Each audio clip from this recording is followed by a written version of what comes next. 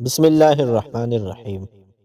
حضرت عبداللہ ابن عمر رضی اللہ عنہما فرماتے ہیں کہ زمین سے بہت خزانے نکلیں گے، ان میں سے ایک خزانہ حجاز کے قریب ہوگا، وہاں مخلوق کا سب سے برا آدمی آئے گا، اس کو فرعون کہا جاتا ہے۔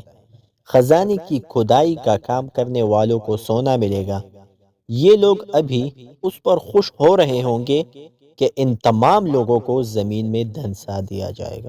اللہ اکبر۔ حضرت ابو درداء رضی اللہ عنہ فرماتے ہیں، جب تمہیں دو میں سے ایک ملک اختیار کرنے پر مجبور کیا جائے تو آرمینیا کو منتخب مت کرنا، کیونکہ وہاں پر ایک قطع زمین ایسا ہے جہاں پر اللہ تعالیٰ کا عذاب نازل ہوتا ہے۔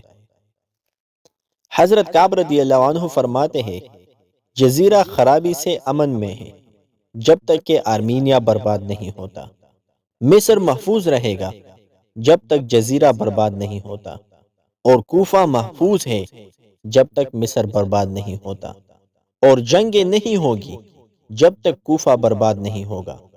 کفر کا شہر فتح نہیں ہوگا جب تک جنگیں نہیں ہوگی، اور اس وقت تک دجال ظاہر نہیں ہوگا جب تک کفر کا شہر فتح نہیں ہوگا۔